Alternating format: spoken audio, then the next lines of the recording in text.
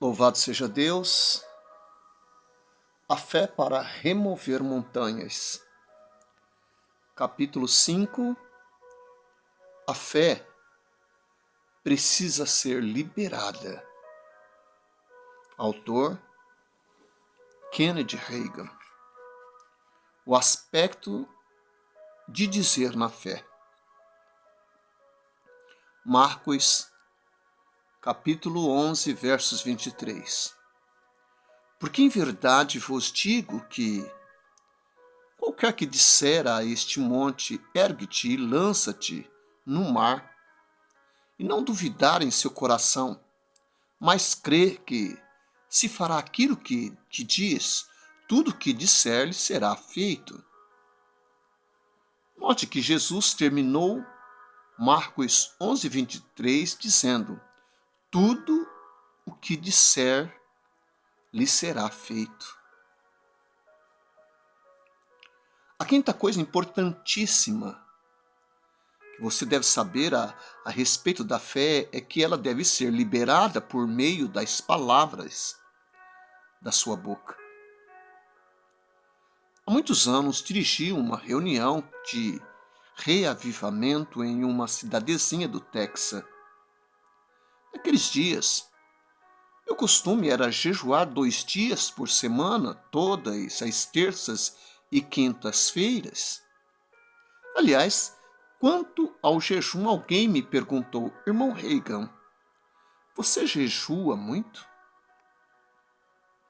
Qual foi o período mais prolongado que já jejuou? Respondi: nunca jejuei mais do que 3 dias de cada vez em toda a minha vida. Afinal, o jejum deve ter um propósito, e sempre obtive minha resposta em 3 dias. Louvado seja Deus. No entanto, aquelas terças e quintas-feiras que eu separava durante os reavivamentos não eram dedicados a uma resposta específica, mas a esperar em Deus com oração. Se, por exemplo, jantava, fazia jejum durante as 24 horas seguintes, bebia água sim, mas não comia coisa alguma. Eu aprofundava a comunhão com Deus e fazia mais progresso espiritual jejuando 2 dias por semana do que utilizando qualquer outra maneira durante toda a minha vida. No entanto, finalmente o Senhor mandou que eu parasse de fazer dessa forma. Porque dirigir reavivamento com 2 cultos por dia e jejuar ao mesmo tempo acaba cansando. O Senhor falou comigo: agrado-me mais quando você leva uma vida de jejum do que quando estabelece datas fixas para isso. Perguntei: Senhor, o que quer dizer ter uma vida de jejum? O Senhor respondeu: acontece que o jejum não me mudará, pois sempre serei o mesmo quando você começar a jejuar, enquanto jejuar e quando quebrar o jejum. Sua consagração não vai produzir alteração em mim, mas vai ajudá-lo a manter a carne em sujeição ao Espírito. Durante todo o tempo você poderá dominar aí carne e não comer a quantidade que gostaria de comer. Assim, por anos a fio, no decurso das minhas campanhas de reavivamento, comia uma só refeição ao meio-dia e depois, no máximo, algum lanche bem leve depois do culto da noite. Louvado seja Deus. Naqueles tempos mais antigos, porém, quando jejuava às terças e quintas-feiras, durante os reavivamentos, passava um daqueles dias dentro da igreja, lendo a Bíblia, andando ao redor da mesa da comunhão, subindo e descendo os corredores do santuário, orando e esperando em Deus ou meditando em suas palavras. frequentemente lia todo o Evangelho de Marcos. Isso não levava muito tempo, pois há somente 16 capítulos, lia o inteiro, portanto. O livro de Marcos sempre foi meu evangelho predileto. Acho que a razão disso é que Marcos 11 me tirou do leito de morte quando eu era ainda um menino batista, com enfermidade no coração, um corpo que quase paralisava e uma doença sanguínea incurável. Estava lendo, portanto, o Evangelho segundo Marco, ajoelhado diante da mesa da comunhão. Já havia lido até o fim, o capítulo 16. O texto era que Jesus disse: "Esses sinais seguirão aos que creem. Em meu nome expulsarão demônios, falarão novas línguas, pegarão nas serpentes e, se beberem alguma coisa mortífera, não lhes fará dano algum, e imporão as mãos sobre os enfermos e os curarão." O versos 16, 17 e 18. Parei de ler, levantei-me de onde estava ajoelhado e me sentei no chão diante da mesa da comunhão. Meditava nas palavras de Jesus: "Estes sinais seguirão aos que creem." Estava pensando somente nisso e meditando naquele lugar. Acabei deitando-me no chão, sempre pensando em Marcos 16. A Bíblia declara no Antigo Testamento: "Aquietai-vos e sabei que eu sou Deus." Salmo 46, 10. Chegara, pois, a ponto de aquietar a minha mente, então dentro de mim, em meu espírito, ouvi as seguintes palavras. Você já notou no texto de Marcos, capítulo 11, versos 23, que o verbo dizer em suas diferentes formas aparece 4 vezes, ao passo que crer consta uma única vez? Sabe que Deus não fala à sua mente nem ao seu corpo. Deus é espírito. Ele entra em contato com você por meio do teu espírito, e com o seu espírito você entra em comunhão com o Senhor. Não é difícil deixar o corpo quieto. Você se deita à noite para dormir e o corpo se aquieta. Mas às vezes a mente continua a trabalhar interminavelmente. No entanto, na ocasião que mencionei, conseguira aquietar tanto o corpo quanto a mente, foi então que o Senhor me falou. No íntimo do meu espírito, escutei Deus falar com clareza. Não era como a voz de alguém falando de modo audível aos ouvidos, não. Escutei coisa alguma com os ouvidos físicos, mas mesmo assim, bem no meu íntimo, de modo total. Na mente real, escutei aquelas palavras, escutando-a. Coloquei-me sentado e falei em voz alta. Não, jamais. Notei isso. Uma maneira de calcular quantas vezes eu citara Marcos 11, 23, 24, no leito de enfermidade quase quase a morte. Eu agarrava aquelas palavras, aquele versículo durante a noite, repetia-o sem cessar. Não há, portanto, modo de saber quantos, não há motivo de saber quantas vezes o citara, mas jamais notara aquilo. Com você acontece a mesma coisa. Você pode ler determinados capítulos e versículos durante anos e certo dia alguma coisa salta do texto impresso, então percebe na palavra algo que não notara antes e até se sente bobo porque nunca percebeu. Não é, pois, com a cabeça que você compreende a Bíblia. Precisa receber uma revelação daquele coração de Deus, do coração que Deus te deu. Foi por isso que não percebeu algo antes, porque não a recebeu no seu espírito, não recebeu no coração que Deus te deu, mas no coração que Deus Pai te deu. Falei ao Senhor, portanto, não. Jamais havia notado aquilo e voltei rapidamente à minha Bíblia até o texto de Marcos 11, 23 e... Marcos 11, 23. Porque em verdade vos digo que qualquer que disser a este monte, ergue-te, lança-te no mar, e não duvidar em seu coração, mas crer que se fará aquilo que diz, tudo que disser lhe será feito. E lá estava o verbo dizer, aparecia 3 vezes em conjugações diferentes e o verbo crer uma só vez. Falei ao Senhor, é isso mesmo, ainda não havia notado isso antes, mas é assim. Em seguida, escutei as seguintes palavras dentro de mim. Meu povo não está em falta primariamente no fato de crer,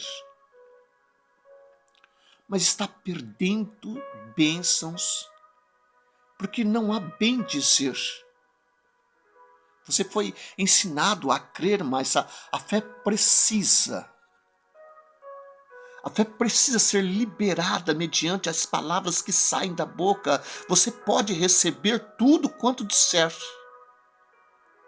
Só crer não é suficiente.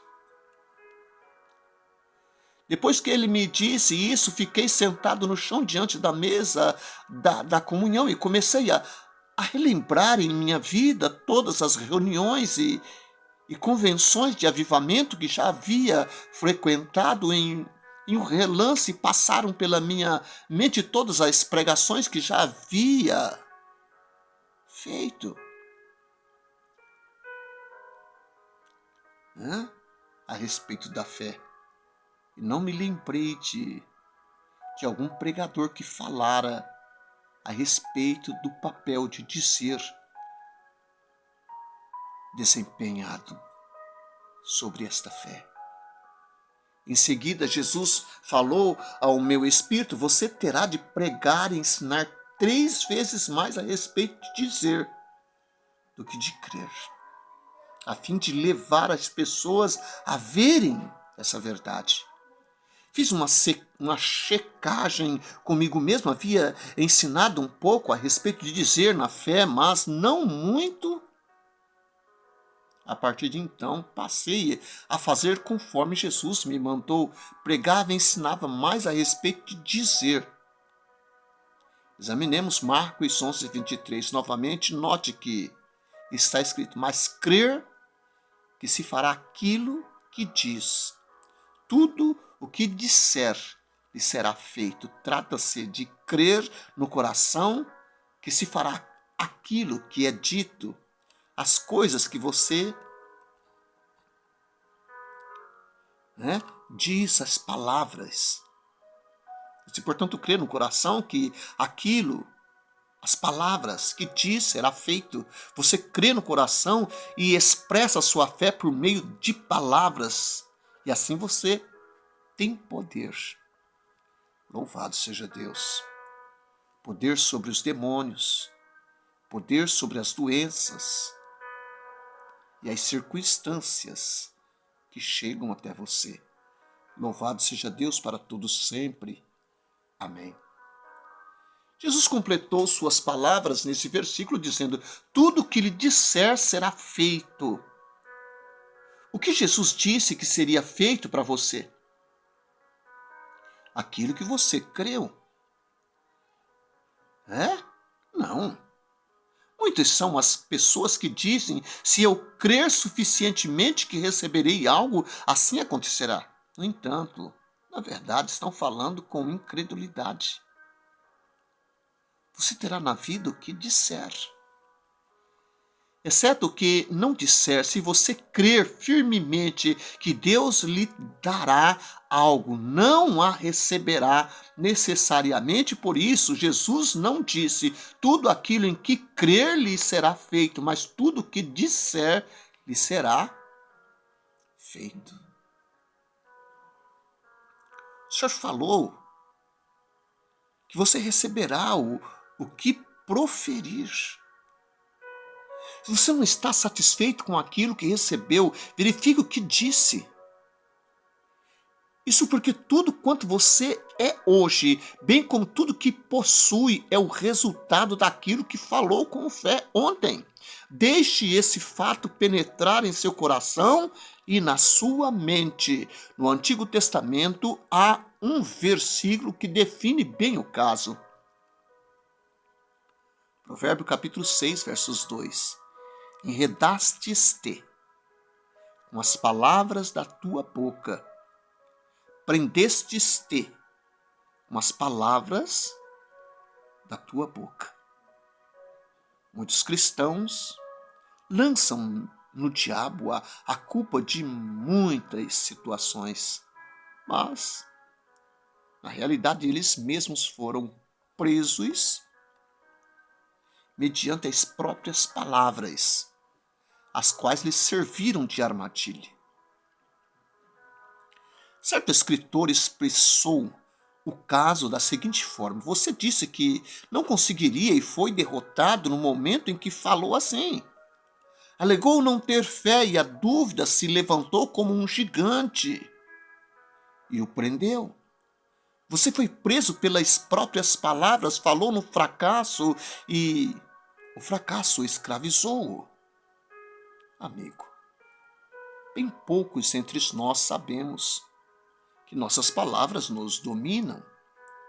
Mas é assim que Jesus nos ensina em Marcos 11, 23. Tudo que disser, lhe será feito. Em vez de ter consciência dos fracassos, fique mais consciente de Deus. Tenha a mentalidade de Deus dentro de você. Lembre-se de que a Bíblia diz em 1 João, capítulo 4, versos 4, parte B. Porque maior é o que está em vós do que o que está no mundo. Creio que aquele que é maior está dentro de mim. Creio que ele é maior do que o diabo e as provações e tentações que me assolam. Acredito que ele é maior do que as testemunhas e os problemas que surgem diante de mim, bem como as circunstâncias e as enfermidades que me procuram paralisar.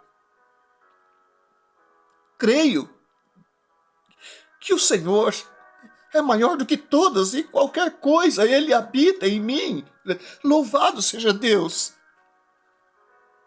Pergunto às pessoas: o que está fazendo aquele que é maior dentro de você? Está usando-o como carona? Ele é mais bagagem para você levar? Não. Está lá para ajudá-lo, fortalecê-lo e consolá-lo. Deus seja louvado porque Ele está presente para lhe dar vitória. Com Ele, sempre teremos vitória. Sua confissão positiva da palavra de Deus vencerá os problemas em sua vida. Jesus falou que tudo o que você disser lhe será feito. Você se lembra de que a Bíblia declara que quando os israelitas saíram do Egito, chegaram até Cades Barneia, na fronteira de Canaã, enviaram 12 homens para espiar a terra e 10 deles trouxeram um relatório infamante. Somente dois dos homens ofereceram um relatório satisfatório, um relatório favorável ao que Deus havia falado. Não dê mau testemunho, por gentileza. É preciso verificar o seguinte: o que é um mau testemunho? É um testemunho de dúvida. Você sabe que muitos cristãos dão mau testemunho? Não vale a pena debater qualquer atividade, é mais pecaminosa ou menos ruim, pois tudo é maligno e não devemos compactuar com o que é mau. O cristão não deve ser traficante de dúvidas. Assim como não deve ser traficante de drogas. Tanto as dúvidas quanto as drogas são do inimigo. É fácil desculpar-se pelas dúvidas, mas não deixam de ser pecaminosas. Alguns consideram que estou exagerando, mas digo que, sendo pastor, eu preferiria ter traficante de drogas, bebidas, álcool em minha igreja do que traficantes de dúvida. É bom explicar. Havendo traficantes na sua igreja, você pode dar-lhes a escolha de se endireitarem com Deus ou de serem expulsos. Os demais membros achariam mais correto. Mas a tentativa de lidar com algumas pessoas traficantes de dúvida vai causar muitos problemas. Vão de casa em casa, semeando dúvidas, dizem: vejam, a igreja não é um sucesso, já lhe disse que fracassaria, a escola dominical está em baixa, as finanças estão zeradas e nada está entrando, aquele pastor está dirigindo-nos erroneamente e até mesmo arrumou o evangelista errado para pregar na igreja. São dúvidas que as pessoas de Deus trazem.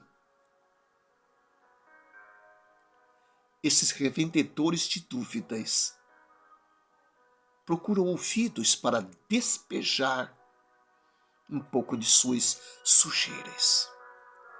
Nada disso. O cristão não tem a ver com dúvidas. 10 daqueles espias no livro de Números apresentaram um relatório infamante e informaram a terra. Número 13:32, tratava-se de um relatório cheio de dúvidas. Deus já lhes dissera que iam a uma terra que manava leite e mel. Trouxeram de lá alguns cachos gigantes de uva, bem como outros frutos da terra, mas disseram: é terra que mana leite e mel, porém, aí está a dúvida. Às vezes as pessoas vêm pedir-me ajuda e lhes digo: a palavra de Deus diz assim. Lhes ofereço o texto bíblico que soluciona os problemas delas. Então responde: sim, sei. Se sabe. Mas não é possível saber o que pode acontecer. Ora, pode saber sim, digo-lhes, acontecerá tudo quanto Deus lhe prometeu, se você crer nisso. Assim os israelitas deram um mau testemunho daquela terra, mas há gigantes na terra, não há dúvida desta realidade. Os gigantes estavam lá, mas o comentário dos espias foi: também vimos ali gigantes filhos de Anak, descendentes dos gigantes, e éramos aos nossos olhos como gafanhotos, e assim também éramos aos seus olhos. Número 13:33. Foi assim a sua confissão. Confessaram o que acreditavam, que não podiam dar conta. Disseram: não poderíamos. E receberam exatamente o que disseram. Jesus ensinou que a pessoa será feita segundo ela disser. Caleb e Josué apresentaram um bom testemunho. O que disseram? Número, capítulo 13, versos 30. Então Caleb fez calar o povo perante Moisés e disse: subamos animosamente e possuamos a herança, porque certamente prevaleceremos contra ela. Ei, os 10 espias havia dito: não podemos subir contra aquele povo, e receberam exatamente o que falaram. Israel aceitou o relatório majoritário. Não conseguiremos conquistar aquela terra. E foi isso mesmo que aconteceu. não a conquistaram e ficaram peregrinando no deserto até morrerem, os que tinham 20 anos para cima, exceto Calebe e Josué, que creram no que Deus falou. Calebe, porém, dissera: subamos animosamente e possuamo-la em herança, porque certamente prevaleceremos contra ela. Número 13:30. Observe que Calebe não negou que o gigante estava lá. Quando temos gigante diante de nós em nossa vida, não fingimos que o problema não existe. O problema continua. Mas bendito seja Deus, porque podemos vencê-lo. Note agora o que Josué disse aos filhos de Israel a respeito dos gigantes na terra de Canaã. Número 14:9. Tão somente não sejais rebeldes contra o Senhor, e não temais o povo dessa terra, porquanto são eles nosso pão. Retirou-se deles o seu amparo, e o Senhor é conosco, não os temais. Verificando o que Calebe e Josué disseram, podemos resumir da seguinte forma: podemos vencer, pois o Senhor está conosco. O que isso significa para nós hoje? Quando estiver confrontando gigantes em sua vida, não tenha uma confissão negativa, não demonstre dúvida, nem dê mau testemunho. A fé sempre tem um bom testemunho. Está bem, alguém pode dizer: mas há algo que não consigo, nem sei fazer. Pare de falar aquilo que você sabe ou não sabe fazer e fale a respeito daquilo que aquele que é maior conseguir realizar. Diga: posso vencer os gigantes e conquistar a terra, pois o Senhor está comigo. Maior é aquele que está em mim do que aquele que está no mundo. 1 João capítulo 4, versos 4. Jesus diz: sejam vossos costumes sem avareza, contentando-vos com o que tendes, porque ele diz: não te deixarei, nem te desampararei. Hebreus capítulo 13, verso 5. Deus está comigo agora, pois depois de ficar ouvindo minha pregação sobre a fé e meus ensinos sobre as verdades bíblicas, certa mulher dirigiu-se a mim depois do culto, segurou a minha mão e chorou copiosamente. Falei: qual é o problema, irmã? Quero que você ore por mim. Respondeu: está bem, concordei. Do que se trata? Perguntei. Ela explicou: parece que o Senhor me abandonou. Questionei: que pecado pavoroso você cometeu para levá-lo a abandoná-lo? Realmente, irmão Reagan, não tenho consciência de ter feito algo de errado, só que parece que a presença do Senhor afastou-se de mim. Respondeu. Disse então: mas em que parte da Bíblia você leu que está escrito: andamos segundo as coisas parecem? As Escrituras não nos deixam depender da expressão parece que. A palavra de Deus declara que andamos pela fé.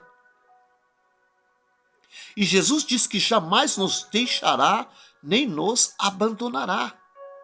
Sei disso, mas parece que ele me deixou. Ela respondeu. Nesse caso, expliquei: você tem mais fé na expressão parece do que na Bíblia. Sim, mas sei o que sinto, disse, quase que zangada comigo. Respondi a ela: pode ser, mas eu conheço o meu Jesus e não me preocupo com aquilo que sinto. Se Jesus diz uma coisa, eu creio nela e acabou. Dou graças a Deus por um lema que herdei dos batistas Sulino. Escrevi-o em vermelho na folha de rosto da Bíblia, que estava comigo quando estava doente em meu leito. É o seguinte: A Bíblia declara algo e eu creio nisso, e acabou o debate. Isso significa que creio naquilo que a palavra diz, quer as coisas deem a impressão de que a Bíblia tem razão ou que não, com ou sem sentimento. Se praticar esse princípio e começar a crer, pensar e falar corretamente, não demorará muito para ter os sentimentos certos também. Você vai sentir-se bem. A sua fé precisa ser liberada. Em outras palavras, receberá segundo aquilo que fala. A sua fé poderá remover montanhas. Louvado seja Deus, Pai de poder. O Senhor já nos deu a medida de fé e pede que através da sua palavra, nós ouvindo a tua palavra, nós vamos adquirindo a fé necessária. A justiça é tua, não podemos aumentá-la. Dá apenas graça para que nós possamos romper as muralhas e poder fazê-lo feliz, papai. Em nome de Jesus. Amém.